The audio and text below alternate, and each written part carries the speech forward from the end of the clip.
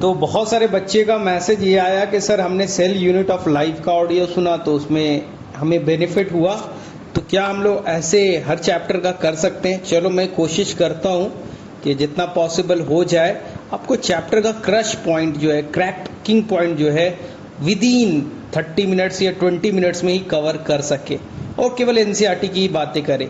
तो ये सोने के टाइम में, जब फ्री टाइम में केवल आप एक बार सुन लो तो आपके दिमाग में वो चीज़ आ जाए, क्योंकि ऑलरेडी आपने पढ़ रखा है, मेहनत कर रखा है। तो चलो आज हम लोग कोशिश करते हैं कि आज जेनेटिक्स का जो भी है पूरे एनसीईआरटी को कवर किया जाए। नीट में बहुत ज़्यादा हाई फाई क्वेश्चन नहीं आते, डिफिकल्ट क्वेश्चन नहीं आता है, आपको एकदम सिंपल बेसिक पे जाना है। एक क्वेश्चन मेंडेलियन पे बनेगा, मेंडल्स के ऊपर में। जो सबसे पहला क्वेश्चन यही बनेगा कि मेंडल ने जो अपना एक्सपेरिमेंट किया था वो 7 ईयर का एक्सपेरिमेंट कब से कब किया था, ड्यूरेशन का। तो ये एनसीईआरटी में मेंशन है 1856 से 1863। मेंडल ने जो पी प्लांट पे, पाइसम सताइवम पे प्लांट किया था, ठीक है, गार्डन पी पे काम किया था। यहाँ पे कंफ्यूजन क्रिएट होता है ना, क्योंकि बाद में बैटसन एंड प्यूनेट ने भी, उन्होंने भी पी प्लांट पे काम किया था जिसका नाम था स्वीट पी। इसलिए आप याद रखिएगा कि गार्डन पी जो मेंडल का एक्सपेरिमेंटल मटेरियल तो वो गार्डन पी पाइसम सताइवम था, और जो बैटसन एंड प्यूनेट ने जो काम किया था, जो हम लोग बाद में करेंगे, वो स्वीट पी था जिसका साइंटिफिक नेम लेथायरस ओडोरेटस होता है। मेंडल ने जो भी कितने कैरेक्टर चूज किए, तो ये सभी को सिंपल सा आएगा कि 7 कैरेक्टर थे और सभी के 2-2 ट्रेट थे, यानी 14 ट्रेट थे और 7 कैरेक्टर थे। इसमें सबसे इंपॉर्टेंट एक ही क्वेश्चन बन जाता है कि कौन सा डोमिनेंट है, कौन सा रिसेसिव है। तो आपको मैंने ऑलरेडी ट्रिक बता रखा है, टायर गीका का अगर आपने ट्रिक सीख ही लिया होगा। तो ये टायर गीका में जो भी टॉल है, येलो है, लिख दीजिए TYRGICA, ये सारे के सारे डोमिनेंट है। जैसे कि टॉल हो गया, ठीक है, Y हो गया येलो, R हो गया आपका राउंड, G हो गया ग्रीन, I हो गया इनफ्लैटेड, C हो गया कलर्ड, A4 हो गया एक्सियल। ठीक है, तो यहां से एक ही क्वेश्चन इंपॉर्टेंट बनता है कि ये जो ग्रीन कलर वो डोमिनेंट या रिसेसिव है। तो यहाँ पर आपको ट्रैप नहीं होना है, फंसना नहीं है। एक ही क्वेश्चन अच्छा बनता है यहाँ पास, येलो कलर या ग्रीन कलर में कंफ्यूज करेगा। तो आपको मालूम है कि जो मटर का दाना होगा, सीड होगा, वहां पे येलो कलर डोमिनेंट होगा, ग्रीन रिसेसिव होगा। और पॉड के लिए अगर देखिएगा तो येलो कलर रिसेसिव होगा और ग्रीन कलर डोमिनेंट होगा। तो यहाँ पर याद रखिएगा, ग्रीन एक जगह डोमिनेंट है, एक जगह रिसेसिव है। इसी तरह से येलो एक जगह डोमिनेंट है, एक जगह रिसेसिव है। ये तो कैरेक्टर पे डिपेंड करेगा कि पॉड का कलर पूछा है या आपको सीड का कलर पूछा गया है। चलिए नेक्स्ट क्वेश्चन ये पूछा जाएगा जो थोड़ा हाई फाई क्वेश्चन हो गया, जो आपको टच नहीं करना है। मेंडल ने जो 7 कैरेक्टर के प्लांट लिए थे, उनके जो जीन्स थे वो किस किस क्रोमोसोम पे लोकेटेड था।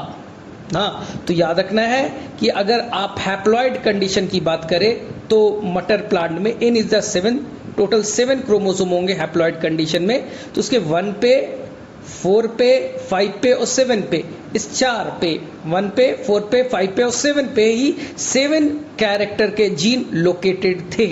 इसका मतलब है, और जो 4th नंबर क्रोमोसोम पर था उस पे तो 3-3 कैरेक्टर के जीन्स लोकेटेड थे।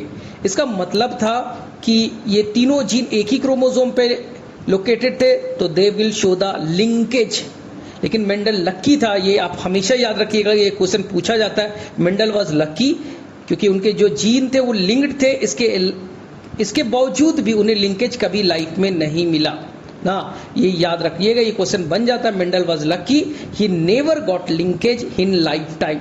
अगर उन्हें लिंकेज मिल जाता तो उनका इंडिपेंडेंट असॉर्टमेंट का रूल गलत हो जाता। याद रखिएगा, ये बड़ा इंपॉर्टेंट क्वेश्चन बनता है। चलिए, मेंडल ने कई सारे लॉ प्रपोज किए, आप लोगों को मालूम है। जो मोनोहाइब्रिड किया उसे उन्होंने 2 लॉ प्रपोज किए, लॉ ऑफ डोमिनेंस और लॉ ऑफ सेग्रीगेशन।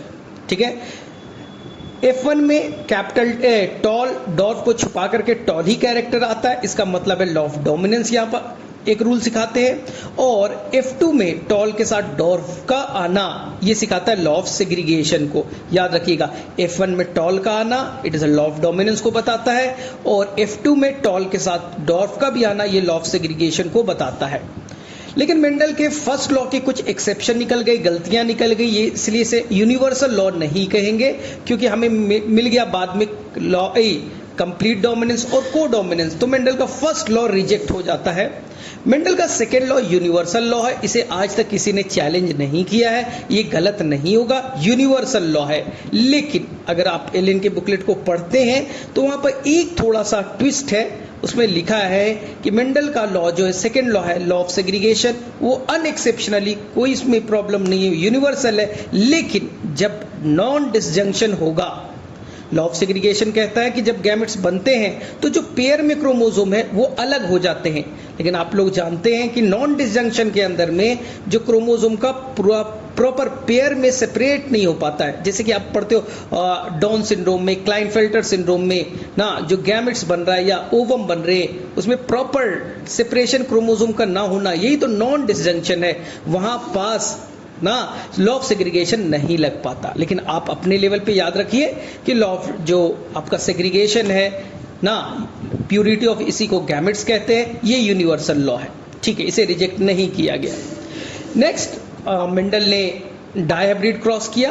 तो मेंडल क्यों डायहाइब्रिड से उसे क्या मिलता है? तो मेंडल को डायहाइब्रिड से मिलता है इंडिपेंडेंट असॉर्टमेंट, यानी कि अगर आपने दो कैरेक्टर को एक साथ लिया है तो उससे क्या इफेक्ट पड़ता है। तो उन्होंने बोला नहीं, दो कैरेक्टर अगर साथ लेते हैं तो पहले वाला कैरेक्टर भी 3:1 के रेशियो में ही शो करता है और सेकंड कैरेक्टर भी 3:1 के ही रूल को फॉलो करता है, इसलिए रेशियो 9:3:1 आ गया। मेंडल ट्राइहाइब्रिड भी करना चाहते थे और उन्होंने किया, लेकिन उन्हें नया कुछ भी नहीं मिला। याद रखिएगा, मेंडल ट्राइहाइब्रिड भी करते, उन्हें नया कुछ नहीं मिला, वही लॉ ऑफ डोमिनेंस मिला, वही लॉ ऑफ सेग्रीगेशन मिला और वही इंडिपेंडेंट असॉर्टमेंट मिला। इसलिए मेंडल आगे अपना क्रॉस करना बंद कर दिए, ठीक है। लेकिन इंटरेस्टिंग है कि मेंडल का जो भी एक्सपेरिमेंट होता है वो 1965 के आसपास पब्लिश किया जाता है, जिसका नाम रखा गया एक्सपेरिमेंट ऑन प्लांट हाइब्रिडाइजेशन।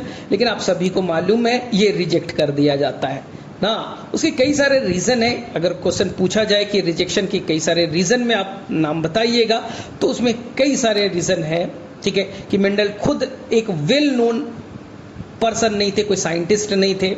उस टाइम का जो वर्ल्ड था, ठीक है, वो एक्चुअली में उसी टाइम एक और साइंटिस्ट थे जिनका नाम था आपके इवोल्यूशन, जो नेचुरल सिलेक्शन की थ्योरी चल रही थी, यानी कि आपके डार्विन की थ्योरी चल रही थी। लोगों को ज़्यादा अच्छा लगता था, वो कहानी थी तो मज़ा आता था कि गैलापागोस आइलैंड पे ये हो गया, ये मैथमेटिक्स की कहानी थी तो ये गड़बड़ लगता था।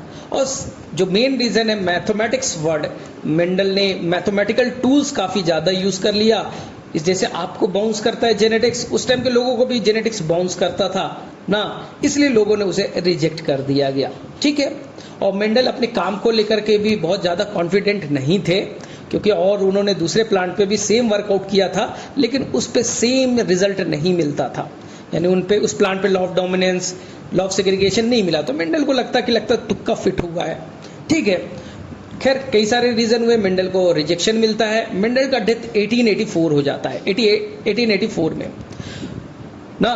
तो मेंडल एक अनोखा इंसान है कि इतने दिनों तक ना इतना बड़ा काम किया, इतना चीजें बताई, वो अनडिस्कवर्ड रह गया। मरने के बाद 1900 में 3 साइंटिस्ट आपको मालूम है, Carl Correns, Tschermak and Hugo de Vries. कभी कभी आपको मैचिंग में क्वेश्चन आ जाता है, हुगो डी व्रीज किस कंट्री के थे, कार्ल कॉरेंस किस कंट्री के थे। आपने एलेन या आकाश के बुकलेट में या टेस्ट सीरीज अभी कर रहे होगे तो उसमें ऐसे क्वेश्चन मिलते होंगे। तुम्हारे लिए इंपॉर्टेंट नहीं है उनकी कंट्री का नाम याद रखना, बस याद रखना है कि 3 साइंटिस्ट का नाम Hugo de Vries, Carl Correns, Tschermak था, बस इतना इनफ है, कंट्री नहीं याद रखना है। चलिए ठीक है।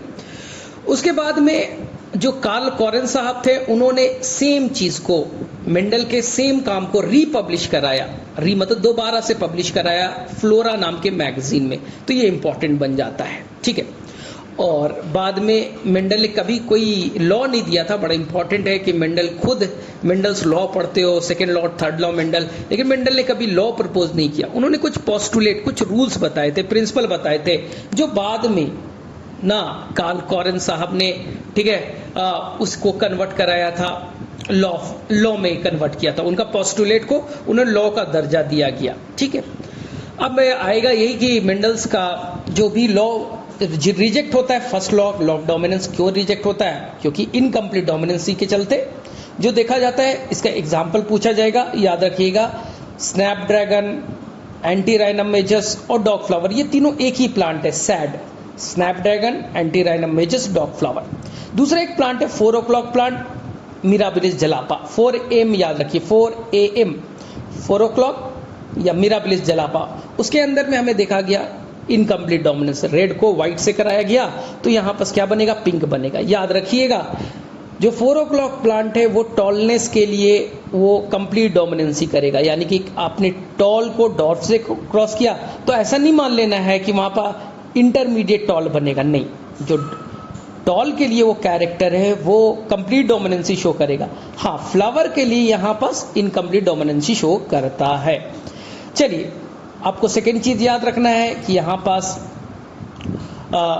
क्या होगा, F2 का फिनोटिपिक और जीनोटिपिक रेशियो, तो आपको याद ही होगा 1:1, 1:1, यानी यहाँ पर जीनोटिपिक रेशियो और फिनोटिपिक रेशियो इक्वल आते हैं, इंपॉर्टेंट है।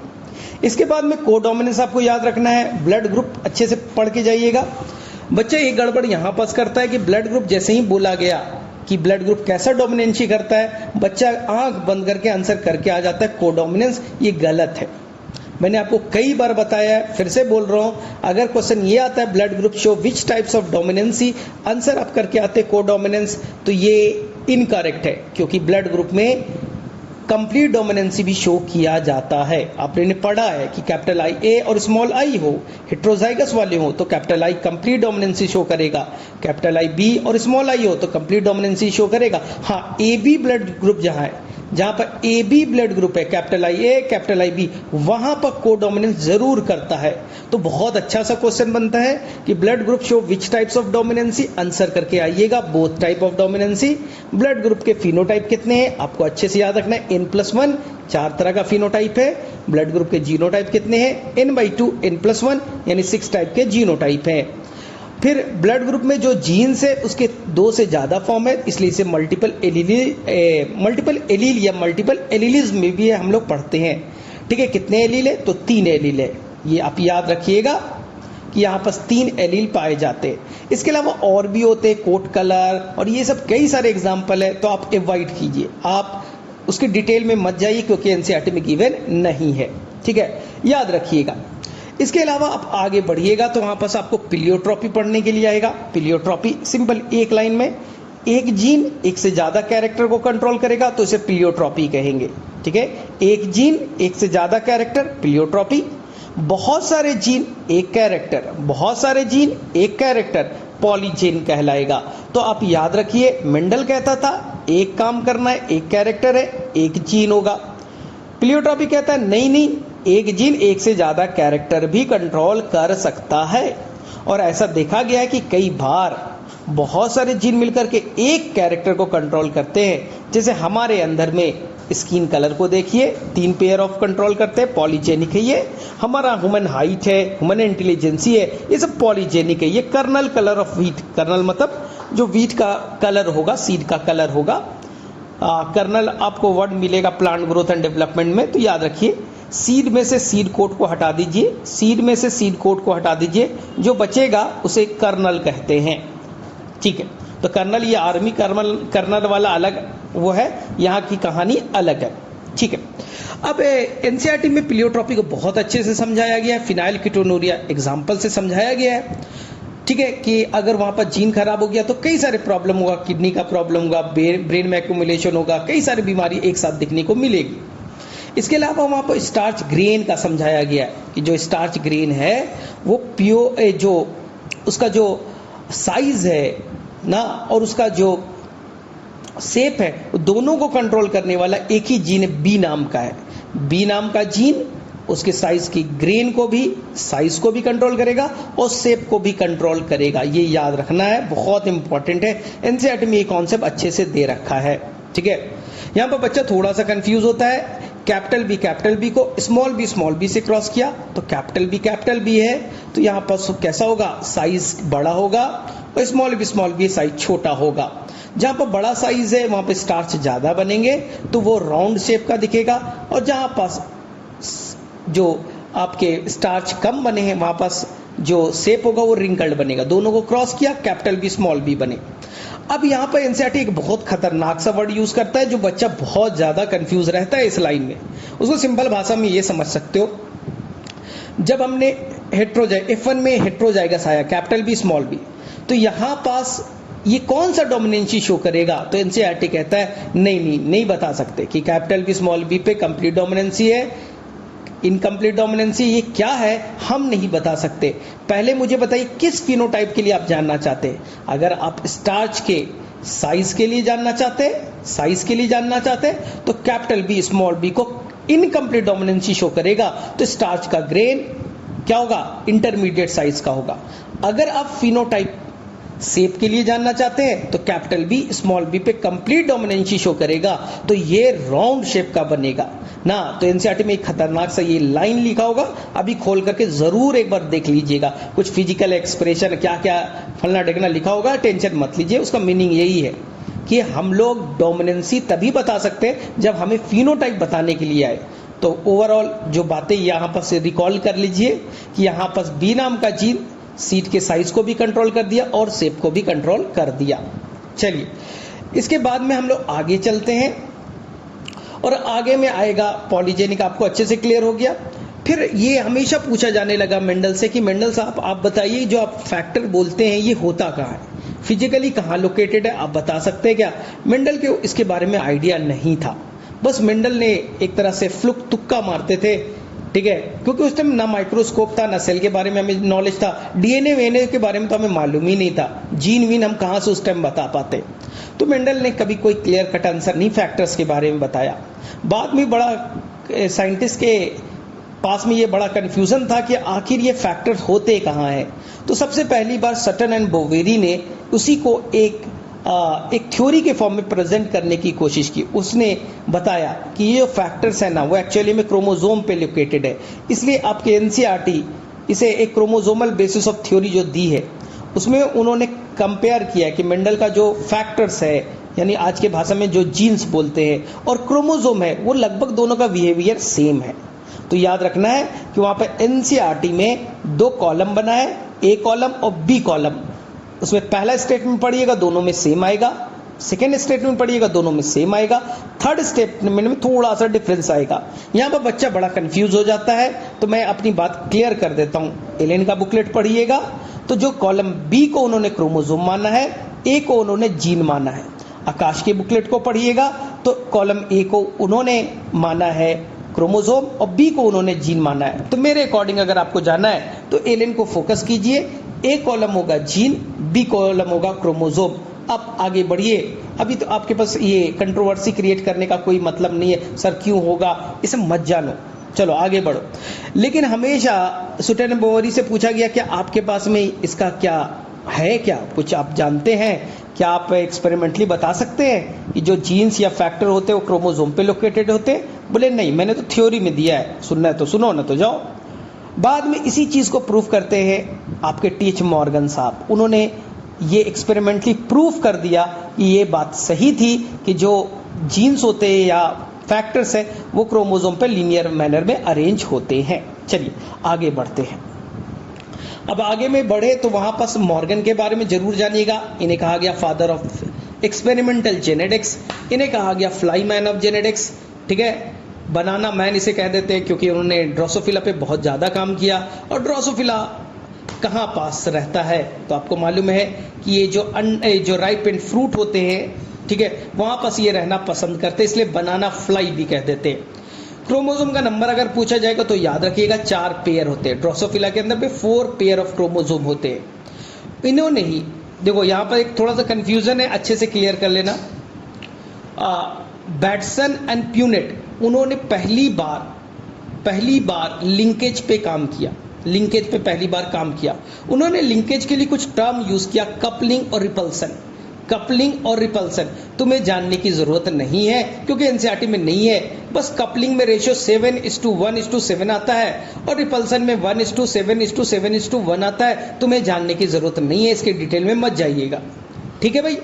लेकिन डिटेल अगर बोला जाए, कॉन्सेप्ट लिंकेज का किसने दिया, मैकेनिज्म किसने दिया, सेक्स लिंकेज किसने दिया, यानी कंप्लीट कहानी एक्सपेरिमेंटल लेवल पे किसने बताया, तो आंसर याद रखिएगा TH Morgan. First time talk about linkage Sutton and Boveri, Bateson and Punnett. लेकिन अगर डिटेल मैकेनिज्म पूछा जाए तो टीएच मॉर्गन कीजिएगा, ठीक है। लेकिन टीएच मॉर्गन के बारे में जान लीजिए, उन्होंने कभी भी क्रोमोसोमल मैपिंग, जीन मैपिंग का कॉन्सेप्ट नहीं दिया था। यहाँ पर बच्चा अपना दिमाग खुद से लगा लेता है ना। उन्होंने कभी भी जीन्स में जो क्रोमोसोम में जो जीन लोकेटेड है उनका ना डिस्टेंस कितना है उन्होंने कभी नहीं बताया था। तो ये चीज आप ध्यान से करिएगा, इसमें गड़बड़ नहीं करना है आप लोगों को, ठीक है।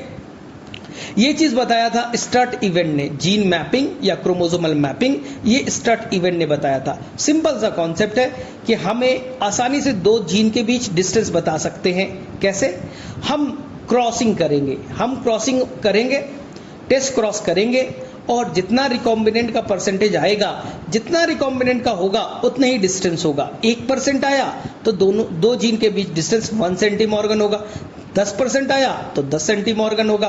30% आया 30% होगा। याद रखिएगा, एक चीज आप लिंकेज और क्रॉसिंग ओवर में अच्छे से गांठ मान लीजिए इस चीज को, कि जैसे जैसे दो जीन के बीच डिस्टेंस बढ़ेगा, क्रॉसिंग ओवर के चांस बढ़ेंगे, रिकॉम्बिनेंट का परसेंटेज बढ़ेगा।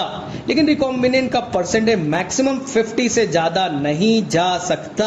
ये मैं जेनेटिक्स का सबसे इंपॉर्टेंट वीवीआई क्वेश्चन में गेस कर रहा हूं। क्वेश्चन यही रहेगा कि जैसे जैसे जीन की दूरी बढ़ेगी, क्रॉसिंग ओवर बढ़ेगा, रिकॉम्बिनेंट के परसेंटेज बढ़ेंगे, लेकिन रिकॉम्बिनेंट का परसेंटेज मैक्सिमम टू मैक्सिमम 50%, कभी भी 50% से एक्सीड नहीं कर सकता।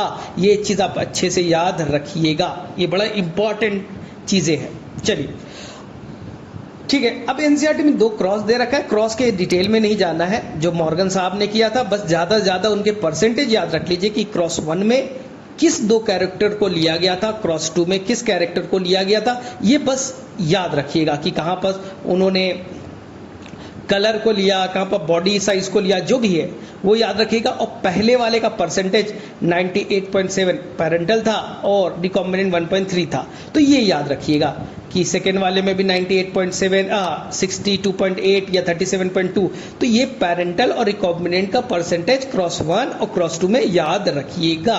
फिर से क्लियर कर दूं, कभी भी जीन मैपिंग, क्रोमोसोमल मैपिंग आपके टीएच मॉर्गन साहब ने नहीं किया था, वो किए थे स्टर्ट इवेंट साहब ने।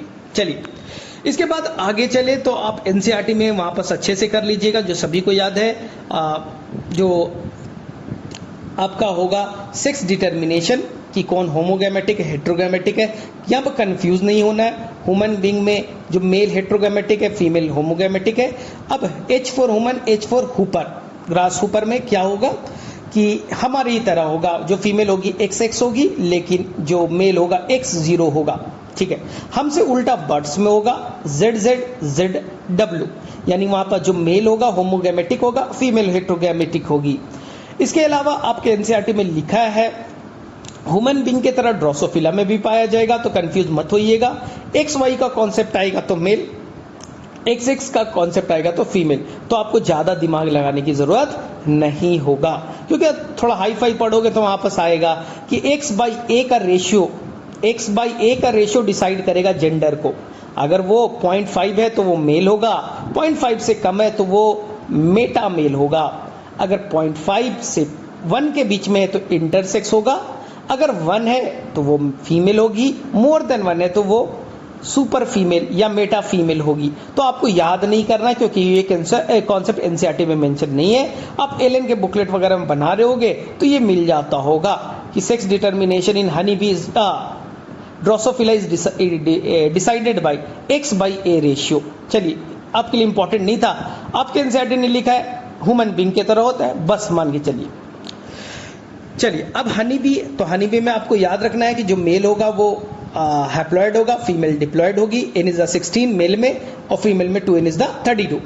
मेल जो बनेगा वो डायरेक्टली ओवम से बन जाएगा, नो नीड ऑफ फर्टिलाइजेशन, इसलिए उसके बाप नहीं होगा, क्योंकि फीमेल है क्वीन, उसने अंडे ले किए, एग ले की, फर्टिलाइजेशन नहीं हुआ, स्पर्म कोई नहीं आएगा, डायरेक्टली ओवम लार्वा में, लार्वा से बन गया मेल हनी बी, तो इसके बाप तो ऐसे भी नहीं होगा। लेकिन जो फीमेल है उसकी माँ है, क्वीन है, उसे बनाने के लिए तो फर्टिलाइजेशन हुआ होगा, यानी उसे बनाने के लिए मेल, उसके मेल पेरेंट और फीमेल पेरेंट तो आए होंगे। तो ये जो मेल हनी बी बोल रहा है, अरे मेरी माँ बाप तो है नहीं, लेकिन मेरी माँ को बनाने के लिए दोनों पेरेंट की तो जरूरत पड़ी होगी, यानी मेरी माँ के फादर तो होंगे। तो I have no father but I have grandfather. जो ग्रैंडफादर है, यानी क्वीन का जो बाप है वो बोल रहा होगा अरे मेरा स्पर्म है, उससे तो कोई बेटा बना नहीं, उससे तो केवल बेटी बनी ना, लेकिन इस बेटी ने अंडे ले किए, उससे मेल बन गया, तो वो बोलेगा अरे मेरा तो कोई बेटा नहीं था, लेकिन मेरी जो बेटी है उसका एक बेटा तो है, I have no son but they have grandson. बस इतना इनफ है, ज़्यादा दिमाग लगाने की ज़रूरत नहीं होगी। आगे बढ़ो तो आगे में आपको आएगा पेडिग्री की कहानी। तो पेडिग्री में ज़्यादा दिमाग नहीं लगाना है, जो इंपॉर्टेंट चीज़ है कि आपको ये याद रखना है एक्स लिंक्ड रिसेसिव डिजीज कौन कौन से हैं, हीमोफीलिया, कलर ब्लाइंडनेस, खत्म करो कहानी। एक्स लिंक्ड डोमिनेंट नहीं दिया है, मत लगाइए दिमाग, ठीक है। ऑटोसोमल रिसेसिव, हाँ यहाँ अच्छे से याद करिएगा, यहाँ पर एनसीईआरटी में मेंशन है सिकल सेल एनीमिया, थैलेसीमिया, ठीक है, फिनाइल कीटोनूरिया, सिस्टिक फाइब्रोसिस ऐसे नहीं है, तो आप जो भी एनसीईआरटी में है वो याद रखिएगा। इसके अलावा आप याद रखिएगा ऑटोसोमल डोमिनेंट, बस एक ही एनसीईआरटी में myotonic dystrophy, do not confuse with muscular dystrophy. Duchenne muscular dystrophy x linked recessive disease होता है, और मायोटोनिक डिस्ट्रॉफी जो है ऑटोसोमल डोमिनेंट डिजीज है। Do not confuse with Duchenne muscular dystrophy and myotonic dystrophy, इसमें बच्चा थोड़ा कंफ्यूज होते रहता है। तो जो एनसीईआरटी में बस वही याद रखना है, याद रखना है ये सारी बीमारियां, colour blindness, phenylketonuria, sickle cell anaemia, thalassaemia, ये सब मेंडेलियन डिसऑर्डर है। मतलब सर यानी एक जीन की खराबी से हो रहा है, यहाँ पर पूरा क्रोमोसोम की खराबी नहीं हो रहा है, यहाँ पर कोई जीन था वो जीन खराब हो गया, इससे ये बीमारी हो रही है, तो याद रखिएगा। चलो इसके बाद में हम लोग जाएं तो सिकल सेल एनीमिया में तो रट्टा मार ही लिया होगा कि ये क्रोमोसोम नंबर 11 की खराबी से होता है। और सेकेंड चीज क्या याद रखना है इसके अंदर में, जो बीटा चेन का जो 6th एमाइनो एसिड है ग्लूटामिक एसिड की जगह वैलिन आ जाता है, ये तो आपने रट्टा मार ही लिया होगा, ठीक है। थैलेसीमिया दो तरह के, अल्फा और बीटा। अल्फा थैलेसीमिया में अल्फा क्रोमोसोम खराब होगा, यानी 16 नंबर का क्रोमोसोम खराब हो जाएगा। बीटा थैलेसीमिया में बीटा वाला खराब होगा, यानी क्रोमोसोम नंबर अल्फा में शायद 16 नंबर खराब होता है और बीटा में 11 नंबर खराब होता है, जहां तक मुझे लग रहा है। एक बार क्रॉस चेक कर ही लीजिएगा, नहीं यार करेक्ट ही बोल रहा हूं, अल्फा में 16 खराब होगा, बीटा में 11th नंबर क्रोमोसोम खराब होगा, ठीक है। यहां पर ज्यादा कंफ्यूज नहीं होना है। थैलेसीमिया के केस में क्या होगा, हीमोग्लोबिन नहीं बनेंगे, या तो अल्फा चेन नहीं बनेगा या तो बीटा चेन नहीं बनेगा। जैसे 100 बनने थे तो मान लीजिए बच्चा आपका अल्फा वाला नहीं बन रहा है तो उसे अल्फा थैलेसीमिया हो गया। मान लो बीटा वाला नहीं बना चेन, तो हीमोग्लोबिन में अल्फा तो बन रहा है, बीटा नहीं बन रहा, तो बीटा थैलेसीमिया कह दीजिएगा। तो यहाँ पर क्वांटिटी का प्रॉब्लम है, यहाँ पर क्वांटिटी का प्रॉब्लम है।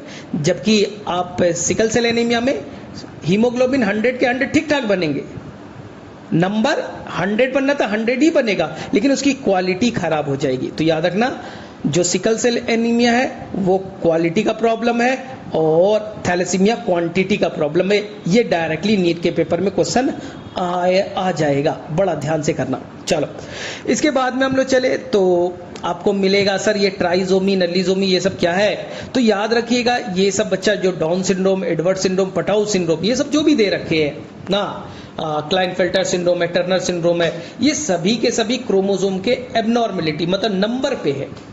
इसे कहते हैं न्यूमेरिकल म्यूटेशन, न्यूमेरिक्स नंबर में चेंजेस हो गया। सर क्यों होता है, तो इसका रीजन आप देख करके आइएगा एनसीईआरटी का line, non disjunction of chromosome. ये नीट के पेपर में क्वेश्चन आ चुका है। आप ऐसे समझो उस चीज को, आपके अंदर में स्पर्मेटोजेनेसिस होना था, स्पर्म बनने थे, स्पर्म के अंदर में कितने क्रोमोसोम आना थे 23, गलती से आपके अंदर सेल कितना है 46, उससे स्पर्म बना 23 वाले बनने थे, लेकिन गलती से आपके अंदर में आ गया एक में 22, एक में 24, गलत हो गया। इसी को कहते हैं नॉन डिसजंक्शन, प्रॉपर वे में क्रोमोसोम का सेपरेशन ना होना। तो स्पर्म के अंदर हो गया 24 और कुछ स्पर्म में हो गया 22। अब ओवम में नॉर्मल, ओवम नॉर्मल है, वहां से आया 23 और टकरा गया, किससे फ्यूज हो गया 24 से, तो जो अब जाइगोट बनेगा वो तो 47 वाला बन जाएगा। तो यही तो हो गया ट्राइजोमी। या 22 वाला है और उधर से फीमेल वाला 23 है, दोनों बाइंड कर गए तो क्या बन गया, तो सर 45 बन गए। तो आपको बस ये याद रखना है कि ड्यूरिंग स्पर्मेटोजेनेसिस या oogenesis किसी तरह से क्रोमोसोम में मियोसिस में डिसजंक्शन प्रॉपर वे में नहीं हुआ, क्रोमोसोम का प्रॉपर वे में सेपरेशन नहीं होगा, तो क्या होगा, स्पर्म के अंदर में क्रोमोसोम का नंबर या तो बढ़ सकता है या तो घट सकता है। ना। इसी तरह से ऊजेनेसिस में या तो घट सकता है या तो बढ़ सकता है। तो इसी से आपके क्या हो जाते हैं, न्यूमेरिकल म्यूटेशन क्रिएट होता है, जिसे एन्यूप्लॉइडी आप कहते हैं।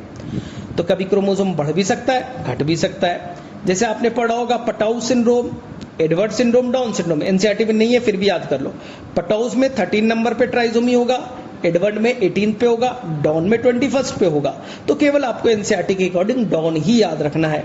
डाउन है, बोला शहर का डाउन है भाई, एक्स्ट्रा पैसा वैसा, एक्स्ट्रा बंदूक तो रखा हुआ होगा, एक्स्ट्रा ताकत तो होगा, तो डाउन मतलब एक्स्ट्रा चीज होगा कहाँ, 21 पेयर पे। अब सेकेंड क्या है भाई, टर्नर सिंड्रोम। तो मैंने आपको पहले ही बताया था, कोई स्पिनर है वो बॉल को टर्न करेगा तो विकेट गिर जाएगा।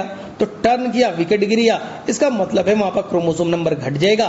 तो यहां पर हो जाते हैं कितने क्रोमोसोम, 45 हो जाते हैं, 44 प्लस X0। क्लाइनफेल्टर आपको मालूम है एक ऐसा मेल जिसके अंदर फीमेल का गुण आ गया, यानी XY तो था, एक्स्ट्रा X आ गया।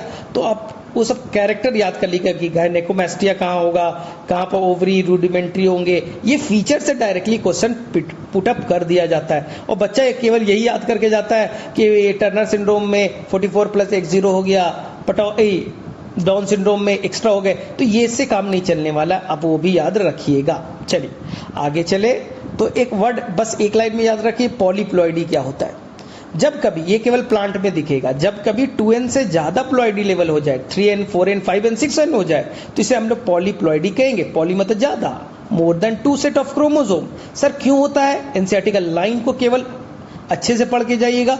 बस जो भी बकवास एक लाइन लिखा है कि टीलोफेज के दौरान में कुछ लिखा है, साइटोकाइनेसिस नहीं हुआ या ऐसा हो गया, सिंपल सा कहानी है ना, कि सेल के अंदर में 46 क्रोमोसोम थे, एनाफेज हुआ, 92 क्रोमोसोम हो गए। अब वहां पास मान लो साइटोकाइनेसिस नहीं हुआ, तो अब सेल के अंदर में तो 92 क्रोमोसोम रह गए ना, लॉजिकल चलाओ ना। सेल को माइटोसिस करना है, क्रोमोसोम 46 था, प्रोफेज में 46, मेटाफेज 46, एनाफेज में स्प्लिटिंग हुआ, 92 क्रोमोसोम हो गए। अब टीलोफेज में नहीं हुआ, टीलोफेज खत्म, साइटोकाइनेसिस खत्म, तो सेल के अंदर में क्रोमोसोम कितना हो जाएगा, 92 हो जाएगा, जस्ट डबलिंग हो जाएगा। तो इसी को हम लोग कहते हैं कि 2n से वो 4n हो गया, 2n is the 46, 4n is the 92। तो ये हो गया बच्चा पॉलीप्लॉइडी, क्योंकि साइटोकाइनेसिस में इशू हो जाता है।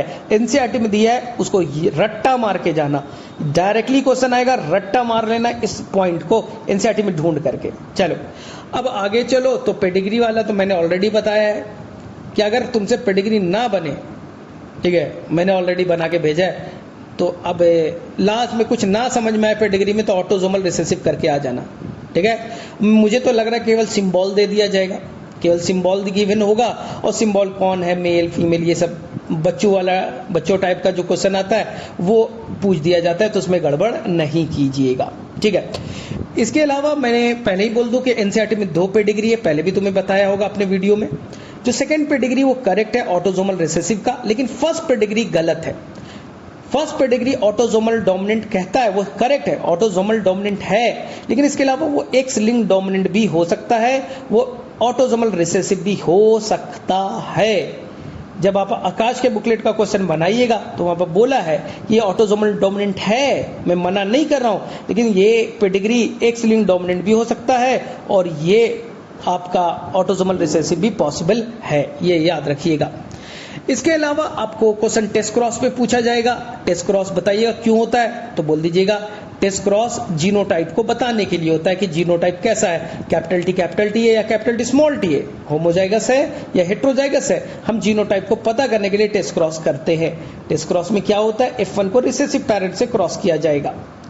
F1 को किसी भी पेरेंट से क्रॉस करना it is a back cross, लेकिन रिसेसिव पेरेंट के साथ कराना टेस्ट क्रॉस। F1 को डोमिनेंट पेरेंट के साथ कराना it is the odd cross. एक बड़ा अच्छा सा क्वेश्चन बनेगा कि मेंडल ने एक्सपेरिमेंट किया, pure tall pure dwarf, F1 क्या आएगा, तो सबको मालूम है, लॉ ऑफ डोमिनेंस लगेगा, वो तो टॉल बनेगा ही। तो यहाँ पर टेस्ट क्रॉस करने की जरूरत नहीं, लॉजिकल समझना।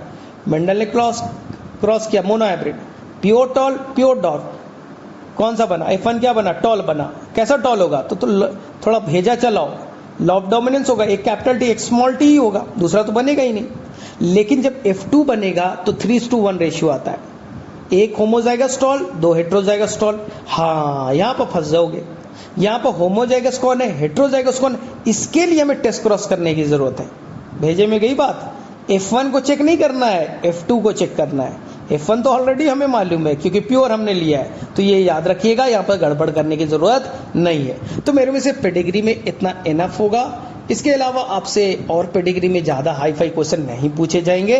रेशियो थोड़ा सा अच्छा से कर लीजिएगा कि मोनोहाइब्रिड का फिनोटिपिक 3:1 है, ठीक है, जीनोटिपिक 1:1 है।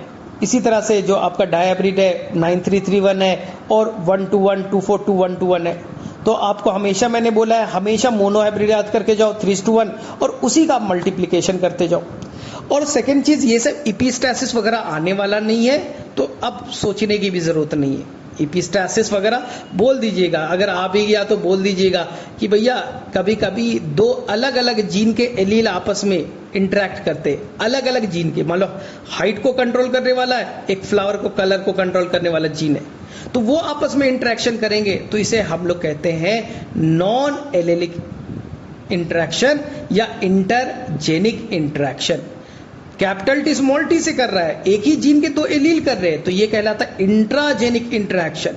लेकिन कैपिटल टी कैपिटल आर से कर रहा है, अलग अलग जीन आपस में इंटरेक्ट कर रहे हैं, तो ये कहलाएगा इंटरजेनिक इंटरेक्शन या non allylic interaction. Capital T capital R से कर रहा है, अलग अलग जीन के एलील कर रहे हैं, तो ये कहलाएगा नॉन एलिलिक इंटरेक्शन। उतने डिटेल में जाने की जरूरत नहीं होगी। ये मैं फिर से बोल दूं, ब्लड ग्रुप का क्वेश्चन आएगा, याद रखना, blood group show which types of dominance sir, both complete as well as codominance. केवल ए बी ब्लड ग्रुप आया तो कोडोमिनेंस कीजिएगा। ब्लड ग्रुप शो, ठीक है, मल्टीपल एलिज्म, करेक्ट है। Blood group have 4 types of phenotype, correct है। Blood group show 6 type of genotype, ये भी करेक्ट है। Blood group show pleiotropy, incorrect है। Blood group shows incomplete dominance, ये गलत है, तो याद रखिएगा। और ब्लड ग्रुप से चुन्नू मुन्नू वाला मिस्टर कपूर वाला एक क्वेश्चन आएगा जो कि आसानी होता है, आप लोग बना दीजिएगा। तो आई थिंक मेरे में से ये हेल्पफुल रहा होगा वीडियो, तो मैं कोशिश करूंगा कि मॉलिक्यूलर हर चैप्टर का आधे घंटे में बना दूं। चलो, थैंक यू, बाय बाय।